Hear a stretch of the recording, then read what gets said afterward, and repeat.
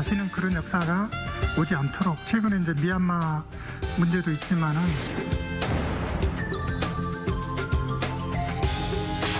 그럼 어떻게 그렇게 편하게 살 수 있었는지. 넌 양심도 없냐? 사람을 죽여놓고!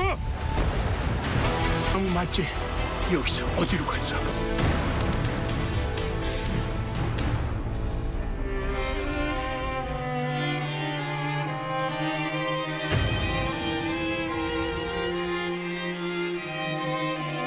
너무나 막 밀려서 막 그냥.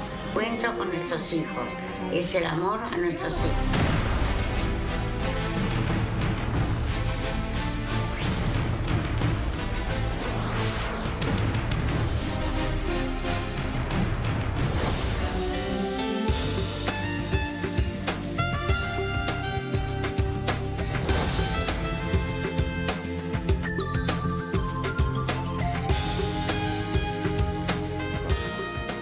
두 분은 모두 5.18을 주제로 영화를 만드셨지만 형식적으로는 달라요. 한 분은 드라마, 또 한 분은 다큐멘터리. 네. 먼저 이정국 감독님, 아들의 이름으로 어떤 영화입니까? 제 영화는 이제 그동안 5.18 영화들이 이제 피해자 중심으로 다뤘고 네. 또 5.18 현장을 주로 많이 다뤘다면은 저는 현재가 배경이고요. 서울이 주로 한 70% 정도, 네. 나머지 30%가 이제 광주 무등산이 주 배경인데 한 우울증에 걸린 서울의 그 대리운전 중년의 대리운전 기사가 네.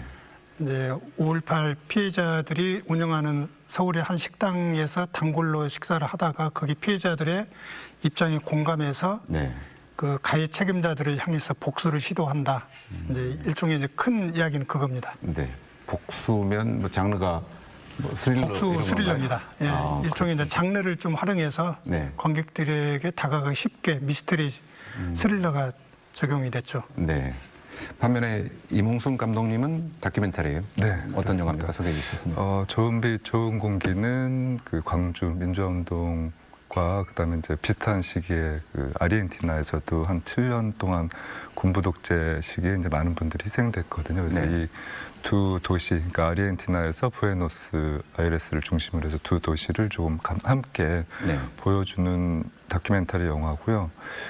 당시 이제 상황들, 뭐 증언자라고 하기도 하고 피해자라고도 하기도 하고 뭐 목격자라고 하기도 하는데 이분들의 이야기를 시작으로 해서 그러니까 이제 보건 문제, 그다음에 이제 뭐 발굴, 뭐 네. 실종자 문제, 행불자 문제, 그리고 현재 이루어지고 있는 어떤 트라우마라든가 아니면은 아르헨티나 같은 경우는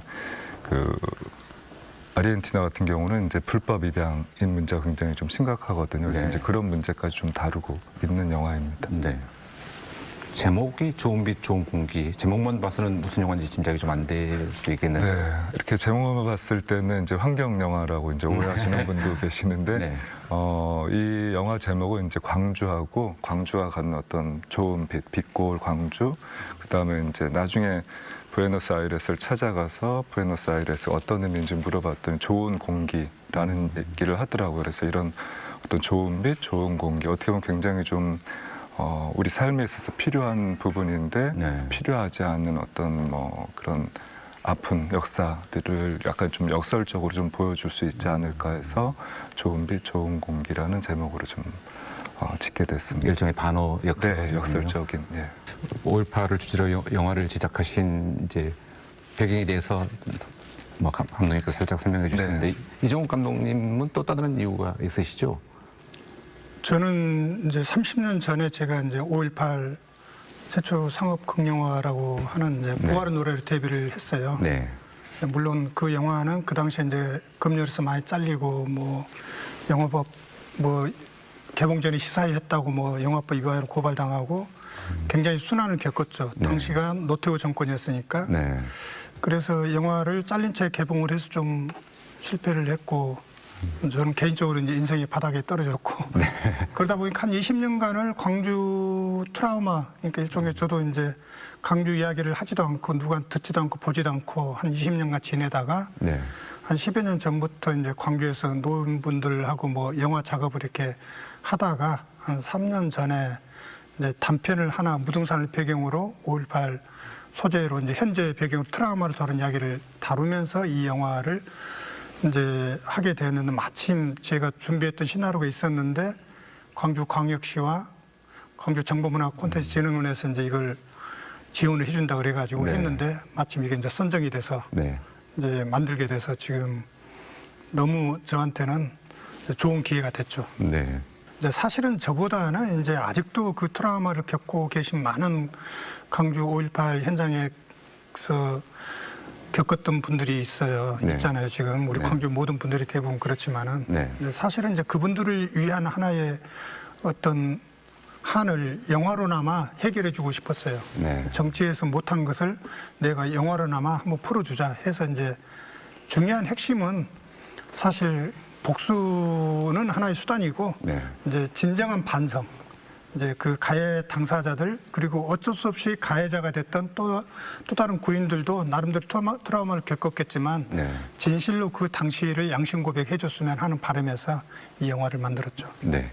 임 감독님은 제주 4.3을 영화로 만드신 적이 있죠. 네. 국가폭력에 대한 주제에 대해서 유난히 관심이 있으신 게 아닌가 싶습니다. 어떻습니까? 그 비념이라는 작품입니다. 저의 네. 그 첫 번째 장편 다큐멘터리 영화인데 네. 사실 이제 제가 관심 가지고 있는 거는 어떤 개인사, 가족사, 일상 이렇게 뭔가 우리 사회에서 별로 이렇게 중요하다고 생각하지 않는 부분에 관심을 많이 가지고 있거든요. 네. 근데 이제 비념이라는 작품 같은 경우도 저희 어떻게 보면 이제 가족사이기도 하거든요. 저의 이제 장모님 그다음에 뭐 장모님이 이제 제주 분이시고 네. 그다음에 이제 그 할머니, 그러니까 할아버지가 그러니까 장모님의 아버님이시죠. 4.3 때 돌아가셨어요. 그래서 이제 저희 파트너이자 이제 김민경 프로듀서하고 같이 이제 그 할아버지의 어떤 죽음을 어떤 찾아가는 여정의 작품이거든요. 그러다 보니까 자연스럽게 어쨌든 어떤 공적인 역사, 네. 어떤 4.3이라는 큰 역사하고 만나게 돼서 이게 이제 그렇게 해서 이제 좀 시작을 하게 됐고요. 그다음에 어떻게 보면 이제 국가 권력으로 인해서 희생된 어떤 개인들의 이야기라고 할 수 있겠죠. 아직 안 알려져 있는 부분들. 네. 이게 이제 2013년도에 개봉을 했는데 개봉을 하면서 이제 이런 독립예술 영화 같은 경우는 이제 관객과의 대화를 좀 진행을 많이 하거든요. 네. 그래서 이제 광주에서도 당시에 이제 좀 관객과의 대화를 진행을 했습니다. 그때 네. 이 비념이라는 작품을 보시고 광주 시민분들이 광주에도 뭐 극영화라든가 뭐 다큐멘터리가 많이 나와 있지만은 약간 이 비념과 같은 약간 민초들이라든가 시민들의 바라보는 어떤 낮은 시선 네. 이런 것들을 좀 다뤄줬으면 좋겠다 이런 역으로 또 제안을 하셔가지고 그때부터 좀 고민을 하면서 리서치를 이렇게 시작하게 됐습니다. 7, 8년 전부터 그러면 광주 네. 시민들한테 숙제를 받으신 거예요? 네, 그렇죠. 네, 그렇습니다. 근데 요즘 영화계가 코로나19 때문에 많이들 어렵다고들 하죠. 이거 제작하는 과정도 쉽지 않았다고 들었습니다. 예를 들어서 원래 이게 40주년에 맞춰서 개봉하려고 준비했던 영화이지 않았습니까? 예. 코로나가 오기 직전에 촬영이 다행히 끝났어요. 예. 그래서 이제 편집을 해서 이제 작년 5월에 개봉하려고 했다가 코로나 때문에 연기해서 이번에 이제 개봉을 하게 된 거죠. 다큐멘터리 영화는 상영관 확보하는 게 좀 어렵지 않습니까? 네, 아무래도 뭐 다른 이제 상업 영화에 비해서 이제 독립예술 영화는 상영관을 잡기도 어렵고 약간 이제 홍보 같은 경우도 굉장히 좀 비용이 굉장히 또 많이 들어가야 되는데 네. 그런 부분에 좀 어려움이 있지만은 뭐 감독님 얘기하신 대로 이제 광주시의 지원을 받아서 그나마 이제 잘 마무리할 수 있었고 지금도 이제 어떤 부분에서 광주시의 지원으로 해서 최소한 보여드릴 수 있는 분들한테는 계속 좀 보여드리려고 노력을 하고 있습니다. 네. 뭐 제작비 얘기 나왔으니까 이 감독님 아들의 이름으로 제작비도 그렇게 많지 않다고 들었습니다. 근데 출연진 보면 화려해요. 어떻게 다 섭외하셨습니까? 예, 시작할 때는 이렇게 대단한 배우분들을 모시고 할 거라고 생각을 못했죠. 왜냐하면은 사실 저희 예산이 그 웬만한 톱스타 캐런티도 안 되거든, 절반밖에 안 되거든요. 네. 그래서 그런데 이제 누군가가 아이고 뭐 안성기 선배가 참 하면 좋을 텐데 그래서 아이고 미자 본전이다 생각하고 그냥 한번 슬쩍 보내드렸더니 다음날 바로 전화가 왔어요. 만나자고. 시나리오만 보고 바로 연락이. 예. 그래서 아무리 그분이 인간미 좋기로 소문났지만 절대 작품에 대해서는 굉장히 냉정한 걸로 알고 있거든요. 근데 시나리오 너무 잘 봤다. 이거 하겠다. 그래서 네. 선배님 이거 예산도 얼마 없고 스태프도 몇 명 안 되고 괜찮습니까? 아, 그래도 해야지. 네. 그런 덕분에 이거 완전히 이제 영화가 커진 거죠. 네. 그래서 박근영 씨 같은 경우도 제가 이전에 이제 상업영화 2편을 해서 다 실패를 했기 때문에 네. 아, 나를 별로 같이 하고 싶어 하지 않겠구나 하고 생각도 못 했다가 안성기 선배가 캐스팅 되니까 그분한테도 내밀었죠. 그랬더니 해주시고. 네. 윤유선 씨는 이제 저하고 두 여자 이야기라는 영화로 서로가 잘 됐기 때문에 서로 이제 그때 대종상에서 뭐 작품상도 받고 주연상도 받았기 때문에 네. 계속 교류를 하고 있어서 이제 같이 하기로 했었죠. 안성기 배우하고는 같이 작업을 하신 한 적은? 적이 없습니다. 아, 서로 그런데도- 안면에 있지만 제가 친하게 지내지는 않았었어요. 네. 근데 신화라만 보시고 아무튼 해 주셨는데 실제로 촬영 광주에서 이제 원래 배경이 서울 경기가 80%인데 대부분의 많은 촬영을 서울에서 했습니다. 아니 광주에서 했어요. 네. 왜냐하면 너무너무 협조적이었고 실제로 많은 시민분들이 배우로도 참여해 주시고 네. 이제 그 과정에서 안성기 선배님이 저희 영화 식사 한 3분의 1을 밥을 사셨습니다. 커피도 사시고. 네. 그리고 제작자는 마찬가지죠. 네. 뭐 어디 보니까 투자자로 이름을 올렸다는 거. 예, 윤유선 씨도 그렇고 이제 광주광역시 광주정보문화 콘텐츠진흥원에서 이제 지원을 해 주셨지만 또 그분들이 또 배우들이 아니었으면 또 이렇게 화려한 캐스팅을 할 수 없었겠죠. 네. 뭐 이분들처럼 이제 전문 배우들도 있지만 영화에 보면 뭐 연기자가 아닌 분들도 나오시던데 그분들은 어떤 분들입니까? 아마 일반 이제 관객분들이 유명한 분들이 많이 나오지만 뭐 정보석 씨도 특별 출연하고 많이 나오는데 근데 낯선 얼굴이 많다 그러면 대부분 절반 이상은 다 우리 광주 시민들입니다. 실제 그 현장에 계신 분들 가령 식당의 그 주인 할머니도 실제 식당 주인 할머니고 굉장히 많이 나오는데 네. 그리고 병원의 그 간호사분들도 실제 간호사분들 그게 환자분들도 직접 부탁했더니 다 그냥 엑스트라로 출연해 주셨고 그래서 너무너무 이건 어떻게 보면 광주 시민들과 함께한 영화라고 할 수 있죠.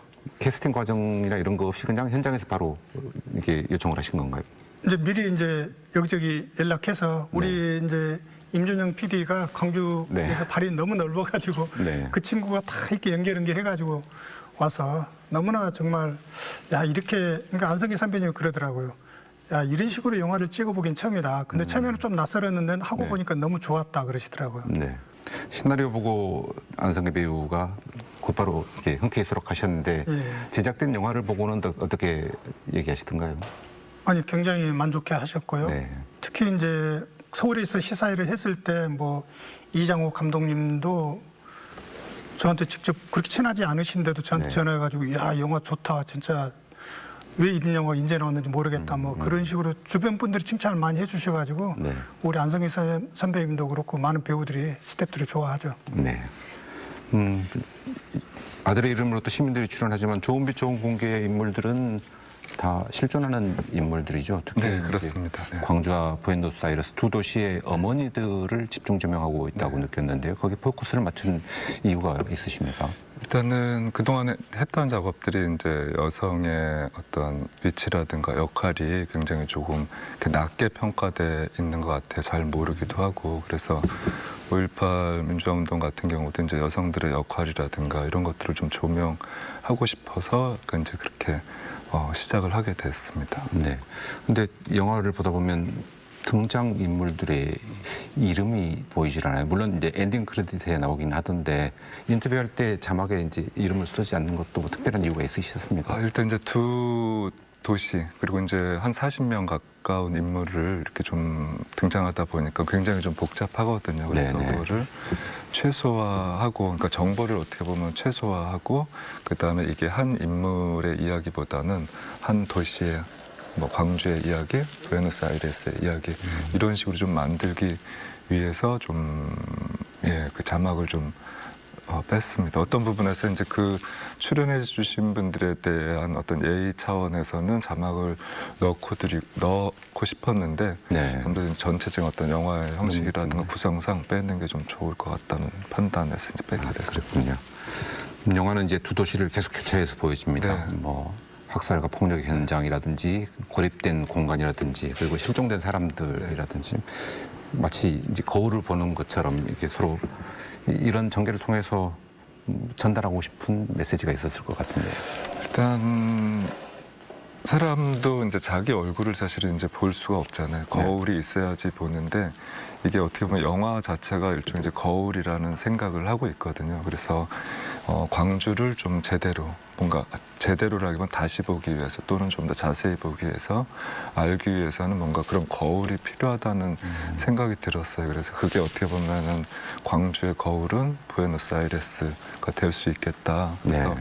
어떤 타인의 다른 나라, 다른 민족이지만은 그분들의 어떤 역사라든가 고통, 과정을 좀 이해하는 게 어떻게 보면은 광주 5.18 민주화 운동을 좀 제대로 좀 인식하고 알아가는 과정이 되지 않을까. 네. 의미에서 이제 두 도시를 다루게 됐습니다. 네. 촬영하면서 두 도시에서 많은 분들을 만나셨을 네. 텐데 그분들 중에서 특별히 기억에 남는 분이 있으십니까? 뭐 부에노스아이레스 같은 경우는 뭐 이제 다양한 분들을 만났고요. 그 중에 이제 어쨌든 뭐 리타 뭐 가족회 어머님 같은 경우는 눈앞에서 정말 이렇게 자식이 이렇게 뭔가 잡혀가는 거 장면을 좀 목격하고 네. 그 다음에 그 이후에 또 이제 그 자식의 죽음을 이제 알 수가 없으니까 근데 이제 그게 뭐 씻다가 샤워를 하다가 이제 이렇게 뭔가 푹 가슴에 박히는 느낌을 받았다. 이게 아마 자식이 죽은 게 아닌가 이런 이제 뭔가 알 수 없는 네. 상황들 이런 이야기들이 굉장히 좀 안타까웠고요. 이게 이제 광주하고 부에노스아이레스의 어떤 특징인데 광주 같은 경우는 어쨌든 그 죽음이라든가 희생을 이렇게 눈으로 봤다면은 부에노스아이레스는 사실은 납치되고 감금하고 몰래 진행됐기 때문에 그런 것들을 눈으로 볼 수 없는 상황이었거든요. 네. 그래서 그런 부분이 있었고 광주 같은 경우는 아무래도 이제 그 아들의 행불자로 네. 이제 된 뭐 차총왕 어머님이라든가 초반에 나오는 어머님이라든가 또 이제 현재 이제 그 전남도청 보건농성장에서 계속 농성을 해오신 뭐 김점래 어머님, 뭐 이근래 네. 어머님이라든가 김길자 어머님 이런 분들이 현재까지 계속 이렇게 뭔가 보건 농성을 하고 있는 것들이 굉장히 좀 인상적이었고 그런 부분들 그리고 그런 농성들 때문에 이제 보건의 중요성을 좀 다시 좀 생각하게 된 계기가 됐거든요. 네. 그래서 그런 부분들이 좀 인상적이었습니다. 네. 뭐 5.18도 그렇고 아르헨티나의 이른바 더러운 전쟁도 그렇고 벌써 40년이 지났지만 상처는 치유되지 않고 있습니다. 어떻게 하면 이 상처를 극복하고 앞으로 나아갈 수 있을지 두 영화도 뭐 그런 얘기를 하고 있다고 보는데요. 먼저 아들의 이름으로는 복수를 키워드로 내세웠습니다. 감독님, 복수가 좋은 해법은 아닐 것 같은데요. 뭐 물론 그렇죠. 네. 그렇기 때문에 영화로나마 가능한 거겠죠. 네. 그 실제로 이제 제가 그 모티브를 쓰게 된 게 제가 원래는 광주 항쟁 10일간의 항쟁을 모티브로 이제 인걸이라고 장편 신화를 준비하면서 엄청난 자료를 보게 됐어요. 네. 그 광주에 그 피해당한 분들의 다양한 시각을 보게 되면서 야, 이렇게 광주 분들은 이렇게 당하고 고생하고 죽고 이렇게 힘들었는데 왜 아무도 이 가해자들은 편하게 잘 살고 있는데 왜 아무도 복수할 생각을 안 할까? 우리가 영화적으로 생각하자면 네. 너무 착하다. 아이 근데 막상 만나면 다 그 엄청난 그 피해를 받았고 그 지금도 그 트라우마에 휩싸여서 고생하고 어떤 분은 우리 촬영의 직전에도 광주에서 한 분이 트라우마에 휩싸이다가 이렇게 극단적인 선택도 하신 걸 보고 너무 안타까웠어요. 그래서 안 되겠다. 내가 현실에서는 못하더라도 영화에서나마 복수를 대신 해주자. 네. 그 생각을 하게 된 거죠. 영화에 보면 광주 분들을 물 같다라고 표현한 부분도 있는 것 같은데. 예, 그게 이제 그 말이 이제 원래 노자의 그 상선약수라는 말인데 네. 진짜 착한 사람은 물과 같다. 네. 이제 광주 분들은 저도 뭐 광주에서 고등학교를 다녔고 오래 살았지만은 너무 착해요. 그러다 보니까 그런 일을 당하고도 합법적으로 모든 걸 해결하려고 하지만 결과적으로는 그분들은 그 가해 책임자들은 너무 쉽게 용서를 받았고 네. 더 행복하게 살고 있어요. 그게 좀 안타깝더라고요. 그래서 이제 영화로나마 이제 복수를 하되 사실은 이제 복수가 핵심이 아니라 그 영화 속에서 그들이 반성하는 네. 반성을 촉구하는 내용이 핵심인 거죠. 네. 뭐 결국 영화는 이제 복수를 내걸었지만 고백과 반성을 촉구하는 예. 내용이라고 봐야겠죠. 근데 감독님께서는 누가 어떻게 반성하는 것이 맞다고 보십니까? 제가 이제 그 5.18 관련 그 가해 책임자들을 다큐멘터리 찍은 하나를 봤어요. 네. 뉴스타파에서 만든 건데, 근데 거기서 한 그 책임자들 중에 한 사람이 그런 이야기를 하더라고요.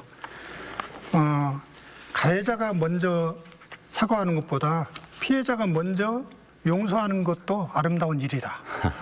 제가 그 말을 듣고 제가 영화에서도 좀 인용을 했거든요. 네. 그 박기준 그 이제 박근영 씨가 하는 대사에 야, 이 사람들이 이런 생각으로 살고 있구나. 그래서 이제 그런 부분을 보고 굉장히 저는 이제 분노를 했죠. 근데 그래서 이제 영화에서 그런 부분 중에서 이제 제가 이제 스포일러로 말씀드릴 수는 없지만 네. 정말 스스로 고백하고 반성하는 그런 이제 피해자 어쩔 수 없이 피해자가 된 명령에 의해서 네. 그런 군인들의 입장도 그런 사람들의 트라우마도 같이 다루게 됐죠. 영화를 제작하는 동안에 광주에서는 전두환 재판이 열렸습니다. 예. 그런데 전두환은 뭐 재판에 안 나오면서 골프를 친다거나 뭐 12.12 군사 쿠데타 주역들과 12.12 호화 만찬을 즐긴다거나 호화 오찬이었죠. 이런 모습도 뭐 영화에 투영이 되나요? 뭐 이건 영화보다 더한 현실 같기도 한데. 그렇죠. 이제 그런 모습들을 봤기 때문에 제가 이제 이런 영화를 만들었던 거고, 그런 역사는 우리가 친일 문제도 제대로 해결하지 못하고 계속 그 역사에 그 5.18 뭐 그동안 세월호도 그렇고 가해 책임자들이 제대로 된 반성을 하는 경우를 못 봤어요. 그래서 네. 우리 영화에서는 이제 제발 이제는 그런 어떤 역사의 잘못된 역사를 제대로 바로 잡고 우리가 인식을 하면서 우리 아들 세대에게는 정말 좋은 역사를 좀 이렇게 다시는 그런 일이 일어나지 않도록 네. 하자는 이제 그런 의미가 좀 담겨 있죠. 네. 이 감독님 영화는 이제 반성에 초점이 맞춰져 있다면 좋은 빛 좋은 공기는 전남도청이라든지 비밀 수용소라든지 복원 과정을 보여주면서 원형 복원의 필요성을 강조합니다. 근데 언뜻 보면 고통 현장을 그대로 재현해 놓으면 피해자들로서는 다시 또 트라우마가 생기지 않을까 하는 생각도 드는데 어떤 의미를 담아서 원형 복원을? 일단은 그 복원은 굉장히 좀 중요하다는 거를 좀 생각을 했거든요. 네. 일단 이제 눈에 보이는 당시 상황들을 어떻게 보면은 간직하고 있는 뭐 건물이든 뭐 공간이든 이런 것들이 눈에 보여야지 기억할 수 있는 부분이 될 거라고 좀 생각을 합니다. 근데 네. 이제 복원도 어떻게 복원을 하느냐가 굉장히 좀 중요한 것 같거든요. 그런데 이제 그 당시 이제 체험을 하신 분들, 뭐 피해자분들, 경험하신 분들 입장에서는 새롭게 뭔가 잘 꾸며놓는 것도 좋지만은 당시 상황을 원형 그대로 이렇게 좀 복원하는 게 아프지만은 본인들한테는 굉장히 좀 다시 이렇게 트라우마를 만들 수 있지만은 이제 그 공간을 보고 그 문제를 보는 이제 관람객들은 사실은 좀 더 많은 상상을 할 수 있다고 좀 생각을 하거든요. 그러니까 그 복원을 해서 여기에 이제 뭐 설명을 해주는 것도 좋지만은 이 설명하기 전에 원형을 보면서 보는 사람들이 이 당시 어떤 일이 있었는지 또 어떻게 이 문제를 우리화할 수 있는지 또 어떻게 가져갈 수 있을지 이런 것들이 진행돼야 되기 때문에 저도 뭐 지금 복원 농성을 하고 계시는 어머님들의 입장처럼 뭔가 원형을 그대로 복원하는 거에 대한 중요성에 좀 많은 좀 생각을 하고 있습니다. 네. 제3자가 아니라 피해자들에게도 원형 복원이 뭐 치유의 과정이 될 수도 있다고 보시는 건가요? 네, 그렇습니다. 그 이제 복원을 어떻게 보면 이제 아르헨티나 같은 경우는 굉장히 좀 더 오랜 시간 복원을 하고 있는 것 같아요. 그래서 거기 같은 경우는 이제 새롭게 뭐 복원을 계속 하는 것보다 원형을 그대로 좀 복원을 하거든요. 근데 네. 이제 관장님 말씀 중에 하나가 그 연도에 이제 뭐 가해자들 할 때는 굉장히 좀 뭐 당시에는 그 가해자들이 편한 공간이었고 네. 피해자들한테는 불편한 네. 공간이었지만 그게 계속 이렇게 뭔가 복원을 하면은 이 피해자들한테는 어떻게 보면 편한 공간이 되고 그 가해자들한테는 불편한 공간이 돼야 된다 이런 얘기를 하시는 게 저도 그 말을 굉장히 공감을 했거든요. 예. 영화는 두 도시에서 이제 진행 중인 유골 발굴 과정도 주의 깊게 들여다보던데요. 여기도 어떤 의도가 있겠죠? 아무래도 이제 뭐 아르헨티나 같은 경우도 뭐 3만 명 이상이 좀 실종이 됐고 네. 뭐 광주 같은 경우는 지금 신고자가 뭐 400명이 넘은 걸로 알고 있습니다. 근데 이 상황이 굉장히 어떻게 보면 현실적으로 가장 해결해야 될만 하는 문제인데 해결할 수 없는 지점들이 많은 것 같거든요. 보건 같은 경우는 어떻게든 뭔가 대화를 통해서 만들어갈 수 있지만 이 행불자 문제는 정말 찾을 수가 없는 부분이잖아요. 어떻게 보면은. 그래서 이제 이런 부분에 대해서 저도 굉장히 좀 고민 또는 이걸 어떻게 해결할 수 있을까 이런 고민을 하면서 이 영화가 물리적인 어떤 뭐 발굴이라든가 이런 것들도 중요하지만은 영화가 어떻게 보면 역사를 찾아가는 어떤 과정으로서를 좀 보여주고 싶었거든요. 그래서 보시는 분들도 또는 광주 시민분들도 실제 계속 찾기도 해야 되지만은 이 역사를 계속 어떻게 보면 찾고 발굴하고 복원하는 과정 그것들이 필요하다고 봅니다. 그래야지만 사실은 이런 기억들, 과거의 기억들을 또 온전히 또 미래 세대에 좀 전달할 수 있지 않을까. 그래서 어떤 그런 과정을 몸소 이렇게 좀 보여주는 게 중적에 가깝다고 할 수 있을 것 같습니다. 네. 올해 5.18 기념행사의 주제가 5월 시대와 눈 맞추다, 세대와 발맞추다인데요. 두 영화 모두 미래 세대와의 연결을 중요하게 보고 있는 것 같아요. 이 감독님은 이제 영화 제목도 아들의 이름으로잖아요. 어떤 의미를 담으셨습니까? 이제 이 영화에서 안성기 씨 그 오채근이라는 캐릭터의 이제 아들이 이렇게 등장을 하는데 굉장히 중요한 역할을 합니다. 많이 등장하지는 않지만 그건 이제 제가 그 의도는 애초에 제가 우리 아들 세대한테 우리 세대가 부끄럽지 않게 그 역사를 이렇게 넘겨줘야 되는데 그러려면 어떻게 해결해야 될까? 그리고 내가 잘못된 것이 있다면 확실하게 정리를 하고 반성을 하고 넘어가야 된다.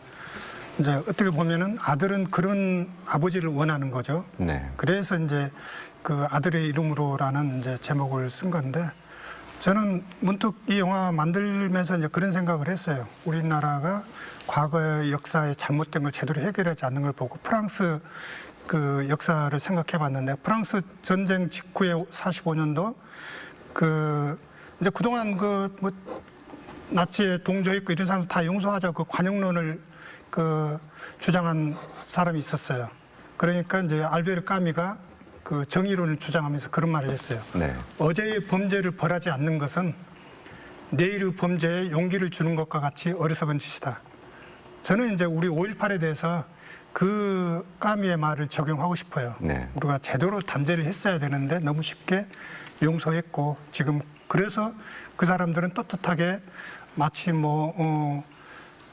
큰 애국을 한 것처럼 지금도 행동을 하고 있는 게 앞으로는 그런 역사를 우리가 우리 아들 세대한테 물려주지 않았으면 좋겠다는 생각이 듭니다. 네. 뭐 사법적으로 처벌을 받았고 사면받았지만 광주 시민들이 용서하지는 않았을 것 같죠, 그죠? 그렇죠. 진정한 사과를 안 했으니까요. 네네. 임 감독님 영화에서도 두 도시의 청소년들이 자주 등장합니다. 여기도 이게 미래와의 연결을 염두에 두신 건가요? 네, 네. 일단 모든 작품에서 작품의 어떻게 보면 제작 목적이 미래 세대를 위한 목적이거든요. 네. 그게 가장 크다고 볼 수 있고 그런 목적이 어떻게 보면 가장 좀 잘 드러난 작품이 이번 작품입니다. 그래서 어떻게 보면은 이런 역사들을 이 영화가 해결할 수 없지만은 잘 전달하는 어떤 전달자, 매개자, 어떤 그런 매개 역할로서의 영화이거든요. 그래서 일단 이런 사실, 그러니까 당시 상황들을 알려주는 것, 그다음에 이런 것들이 어떻게 왜 본인들하고 현재의 삶하고 어떻게 연관이 돼 있는지, 그리고 이런 것들이 이제 반복되지 않으려면 어떻게 해야 되는지, 이런 것들은 저희가 뭐 가르쳐 준다기보다는 좀 느끼게 해주는 게 필요하다고 봅니다. 그래서 스스로 뭔가 해결하고 만들어 나갈 수 있게 어떤 중간자 역할로서의 어떤 영화를 좀 목적으로 좀 만들게 됐습니다. 네. 그런데도 안타깝게도 부당한 국가폭력의 아픈 역사가 지금 이 순간에도 미얀마에서 반복되고 있습니다. 이제 임 감독님께서는 영화 말미에 위드 미얀마, 미얀마와 함께라는 해시태그를 다셨던데 연대가 필요하다고 보신 거죠? 네, 그렇습니다. 예. 아무래도 이 미래 세대를 위한 목적도 있지만은 이런 말미에 얘기를 드렸듯이 이런 역사가 반복되지 않기를 바라는 마음이 큽니다. 뭐 모든 작품이 그렇긴 하지만 근데 현재 그런 일들이 또 반복되고 있고 그리고 어떤 부분에서 이제 광주 시민분들이 그 부분에 대해서 미얀마에 대해서는 더 잘 알고 계시고 인지하고 계시는 것 같거든요. 그래서 미얀마가 광주다 뭐 이런 얘기도 해주시고 그리고 또 어떤 부분에서는 어쨌든 이 미얀마라든가 제3세계에서 봤을 때 한국을 어떤 경제적인 롤 모델로 생각을 하기도 하지만은 또 어떻게 보면 민주주의를 쟁취한 나라로 이렇게 롤 모델로 생각을 하고 있거든요. 네. 그래서 이게 단순히 도와주고 이런 문제가 아니라 함께하고 어떤 부분을 함께할 수 있을지 어떤 책임을 가지고 저는 해야 된다고 생각을 합니다. 그 부분에서 가장 어떻게 보면 광주 시민들이 함께하고 있는 모습들이 저는 굉장히 좀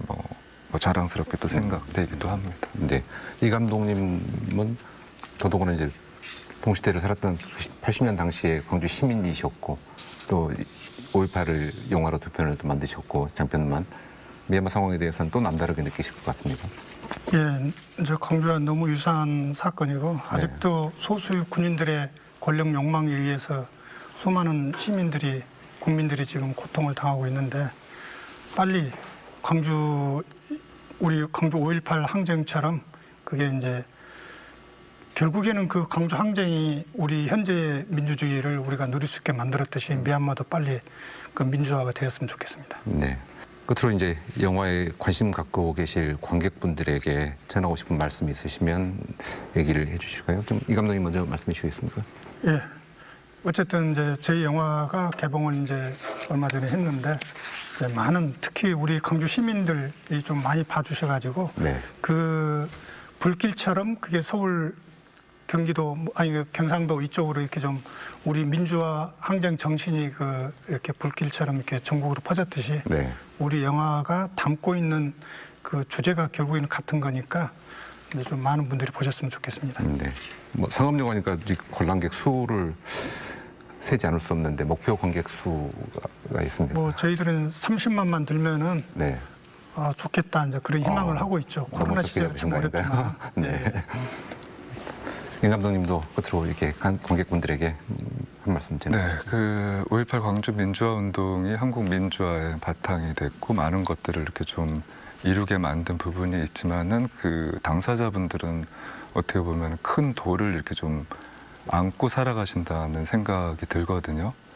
그래서 이 돌이 없어지지는 않겠지만은 네. 이렇게 좀 작게 만들 수 있는 이렇게 뭔가 주머니에 가지고 다니면서 뭔가 기억하고 작게 만들 수 있는 방법은 어떻게 보면 이 5.18 민주화 운동을 광주뿐 경험하지 않으신 분뿐만이 아니라 아는 세대 네. 또 광주 이역의 사람들이 광주 지역 이외 분들이 많은 분들이 이 광주 5.18 민주화 운동에 대해서 좀 알고 또 이해하고 또 함께하는 이런 과정이라고 생각을 하거든요. 그랬을 때 이 돌이 좀 작아질 거라고 생각을 합니다. 그래서 사실은 이제 이런 과정에 어떻게 보면 이제 좋은 공기 영화도 어떻게 보면 이분들의 어떤 큰 돌을 좀 작게 만드는 하나의 목적을 가지고 있기 때문에 네. 뭐 영화를 함께 해주시면은 감사하겠습니다. 네. 지역과 세대를 뛰어넘는 공감이 치유로 이어졌으면 좋겠습니다. 오늘은 5.18을 다룬 두 분의 감독 모시고 이야기 들어봤습니다. 귀한 시간 내주셔서 감사합니다. 예, 네, 고맙습니다. 감사합니다. 네, 감사합니다.